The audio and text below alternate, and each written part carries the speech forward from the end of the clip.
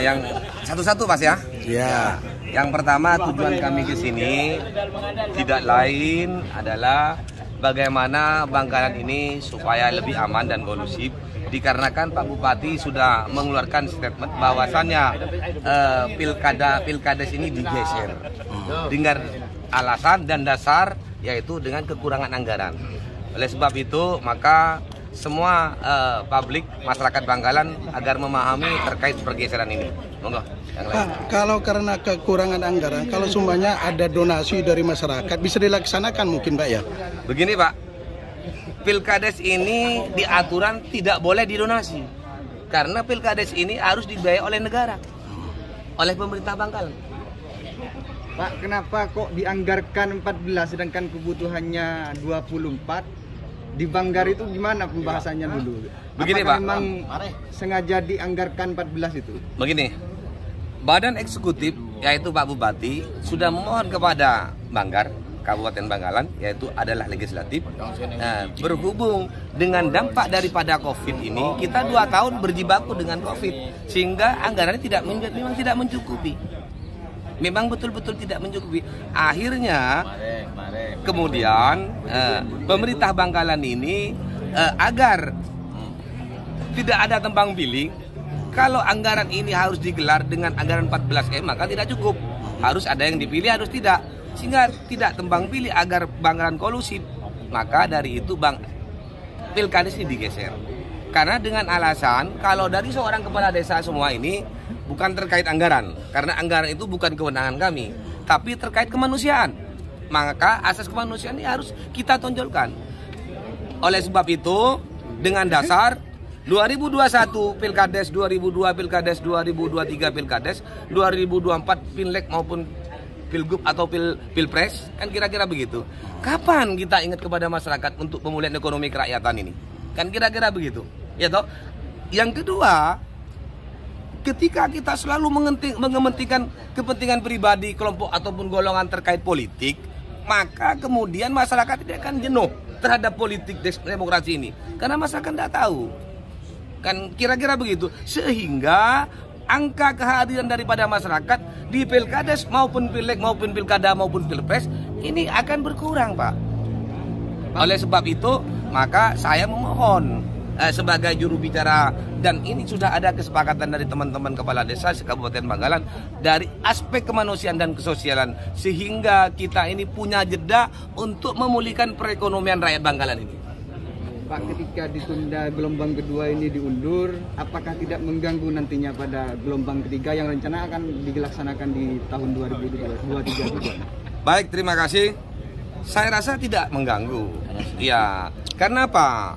Terkait dengan tahapan yang saya tangkap dari unsur Muspida di Kabupaten Bangkalan ini, yaitu tahapan akan dimulai nanti 2022.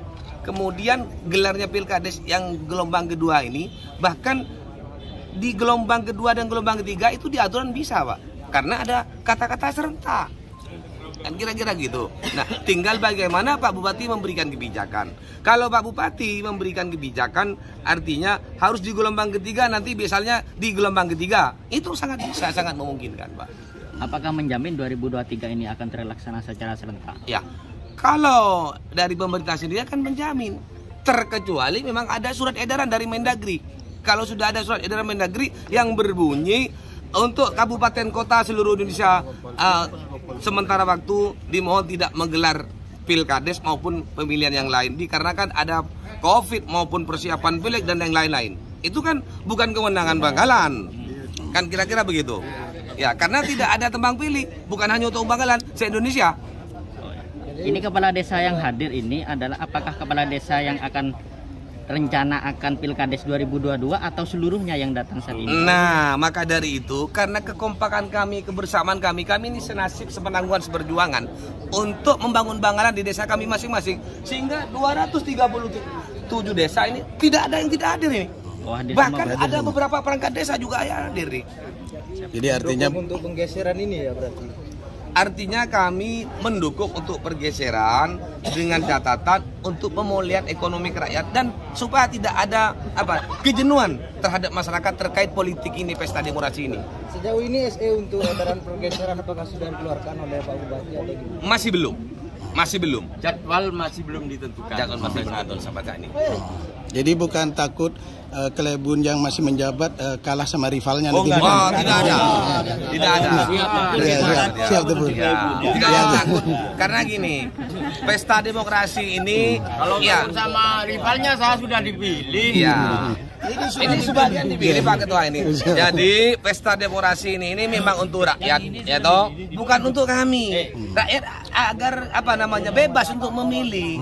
Kami ini berdiri di sini bukan untuk kepentingan kami, tapi untuk kepentingan Bangkalan. Bagaimana Bangkalan ini bisa sedikit dalam jeda yang sebentar ini bisa memulihkan ekonomi kerakyatan. Itu aja. Yus, harapan AKD karena SU belum keluar ini kepada Bupati seperti apa harapan? Kalau harapan saya ke Pak Bupati bersama-sama Pak Ketua juga ya, apapun kebijakan Pak Bupati kami terima Pak. Nah, tinggal bagaimana khalayak umum memahami terkait dengan kebijakan tersebut. Mudah-mudahan khalayak umum ini, yaitu masyarakat Bangkalan, berpikir bagaimana untuk memulihkan ekonomi kerakyatan, itu aja. Pak, kembali ke tujuan datang ke sini, apakah karena ada surat edaran mau penolakan akan melakukan aksi itu, Pak? Ya, yang pertama Pak, memang ada semacam katanya mau demo kan, kira-kira begitu. Demo ini tidak bisa menyelesaikan masalah karena demo ini kadang-kadang ya ditunggangi oleh unsur-unsur yang punya kepentingan. Oleh sebab itu kami hadir ke sini bagaimana agar ketika ada demo bisa menjelaskan, bisa memberikan pemahaman dan bisa mudah-mudahan mereka bisa memudah untuk mencerna dan disampaikan kepada masyarakat. Kira-kira begitu. Siap. Ya, cukup mungkin. Sekjen, siap Pak Sekjen.